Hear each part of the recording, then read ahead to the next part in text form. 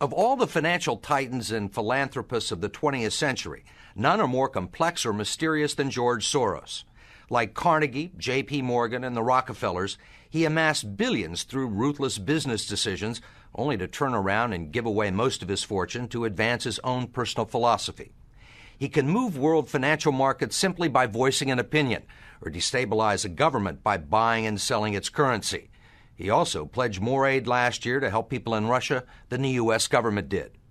But now George Soros is worried. He thinks the global economy is coming apart at the seams and that the world needs to be protected from people like George Soros. We may now think that everything is fine, but the fact is that the system is broke and it needs fixing. What you're doing is asking some form of regulation to protect the world against you. Well, I am a player, and I think all players should be regulated. There have to be rules of the game. Take 81,000 to buy. Buy 48,000. Buy him 69,000 YUM. Right now, his Quantum Group hedge fund moves $14 billion of rich investors' money around the world every day, looking for profits and answering to no one. Soros makes huge bets on whole countries and economies. Last year, when he saw cracks in the Asia boom, he began selling the currency in Thailand. Traders in Hong Kong followed suit, triggering a financial crisis that plunged much of Asia into a depression. In the last 2 years, you've been blamed for financial collapse of Thailand, Malaysia, Indonesia, Japan, and Russia. All of the above. All of the above. Yeah. Are you that powerful? No, I think there's a great misunderstanding. The Prime Minister of Malaysia said that the region spent 40 years trying to build up its economy, and along comes a moron like Soros with a lot of money, and it's all over. He called you a criminal. It's easier for him to blame an outside force than to admit that they were mismanaging their economy and their currency. The French finance minister talked about hanging speculators from lampposts. Soros says the Asian currencies would have collapsed even if he hadn't been in the market. They were overvalued.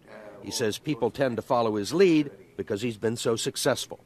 I think that I've been blamed for everything. I am basically there to make money. I cannot and do not look at the social consequences of what I do. This man is a carnivore of the first order. Jim Grant is the editor of Grant's Interest Rate Observer and one of Wall Street's most respected analysts. He never tires of watching Soros, in part because of the huge bets he's willing to place on his hunches. He has always amazed the people he's worked with at his audacity and his willingness to back up his commitments with enormous sums of money. It causes the blood to drain from ordinary mortals' faces. Like risking $2 billion in Russia. When the Russian market began falling apart in August, Soros was the country's single largest investor. He called the U.S. Treasury and asked Uncle Sam for $7 billion to prop up the ruble. When U.S. officials failed to intervene, Soros wrote a letter to the Financial Times of London saying he thought the Russian currency should be devalued by as much as 25%. A few words from Soros were enough to cause panic selling that fueled the crash. What's it like to have a statement that you make have such serious, grievous consequences? I mean, you can, it looks to me like in a number of situations you can take a position against a currency or make a statement, and the whole country falls apart. Well, it's a tremendous sense of responsibility, actually. And it's also a humbling experience because I am actually trying to do the right thing, and sometimes what I do has an unintended negative consequence, as it did in Russia. For both the Russian middle class and for Soros, who lost his $2 billion. Whatever his motivations, no one can accuse him of greed. He's backed away from the day-to-day operation of his businesses and is giving away his billions now with the same determination that he made them in places like Haiti, a country that has less money in the bank than he does. Last month, he brought the First Lady with him for a look at some of the projects his foundation is funding. This is Mr. George Soros, and he's going to be helping the hospital. This year, Soros plans to give away almost $500 million around the world. In Bosnia, when the water supply to Sarajevo was cut off at the height of the siege, it was Soros who wrote a check to jury-rig a pipeline through an abandoned highway tunnel. $5 million up front can be more valuable than $50 million a year or two later. Ambassador Richard Holbrooke brokered the peace in Bosnia. At one point, after the Dayton peace agreements in Bosnia in 1995, for a considerable period of time, George had given more money to implement the peace agreements than the U.S. government had. He just could move that fast. In Russia, he pledged $100 million to help scientists who might otherwise have sold their expertise to bidders like Iran or Iraq. In Eastern Europe, he's educated a new generation. And in Ukraine, he spent millions retraining the old Soviet military.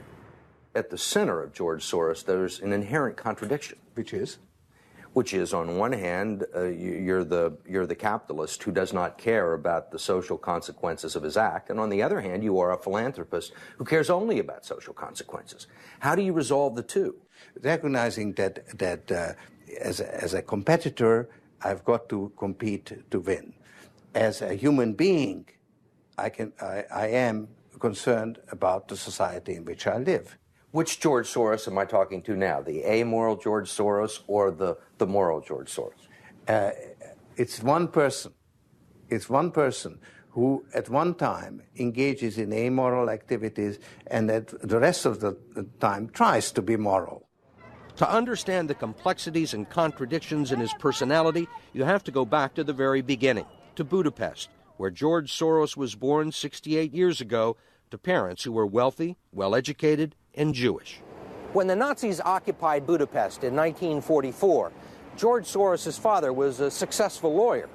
He lived on an island in the Danube and liked to commute to work in a rowboat. But knowing there were problems ahead for the Jews, he decided to split his family up.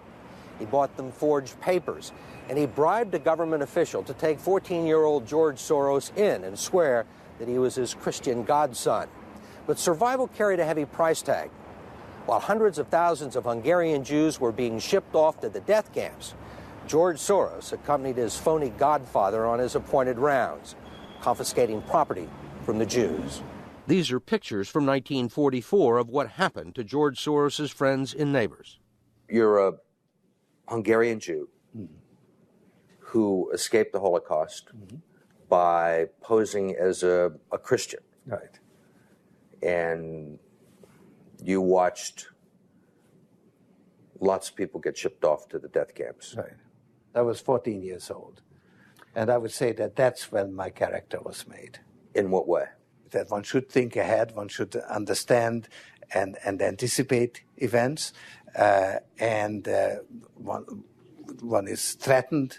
It was a tremendous threat of evil. I mean, it was a very personal experience of evil. My understanding is that you went out with this protector of yours who swore that you were his adopted godson. Yes, yes. Went out, in fact, and helped in the confiscation of property from the Jews. That's right.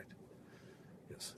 I mean, that sounds like an experience that would send lots of people to the psychiatric couch for many, many years.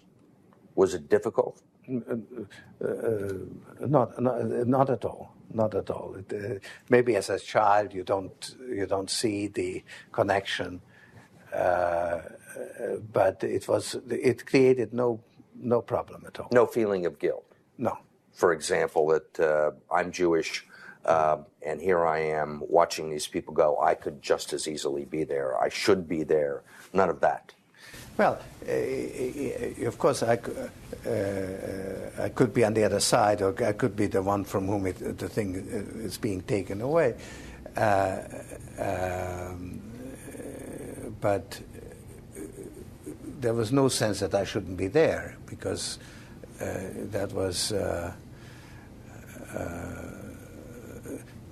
well, actually, funny way, it's just like in markets, that if I weren't there, of course I wasn't doing it, but somebody else would be taking it away anyhow. In other words, whether I was there or not, I was only a spectator.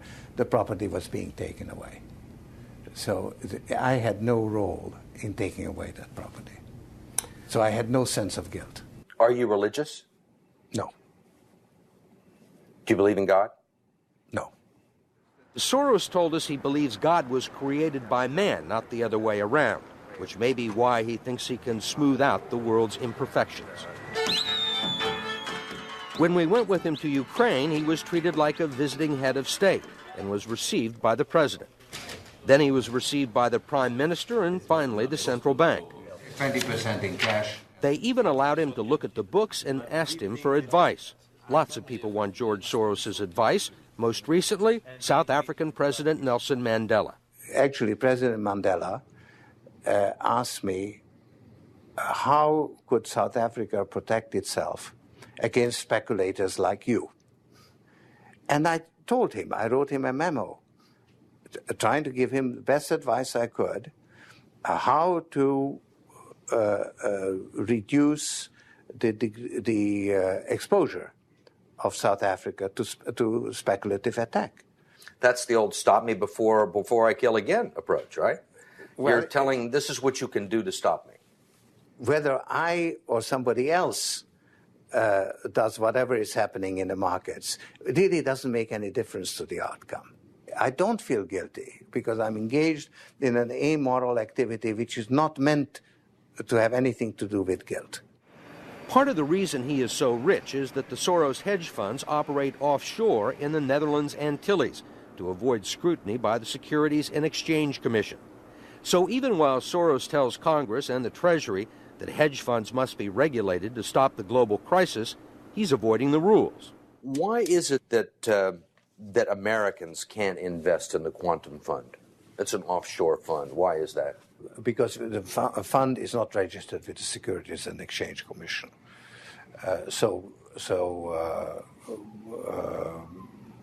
We are not licensed to do business in the United States. That's right. Because? Because we are not registered with the Securities and Exchange Commission.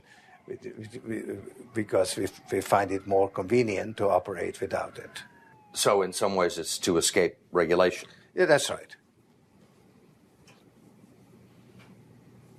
But you've been sitting here talking about the need for regulation. Yes, and whatever regulations are imposed, we will obey. We already conform to everything.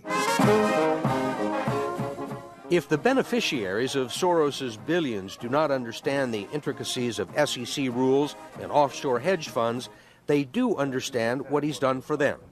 The president of Haiti is reading his new book, The Crisis of Global Capitalism, and so is President Clinton. Will all the attention spoil George Soros? George Soros, in a way, is Donald Trump without the humility. One of your money manager told us that George really does think he's a god. I mean, if you think that you're God and you go into financial markets, you're bound to come out broke. So the fact that I'm not broke shows that I don't believe that I'm God.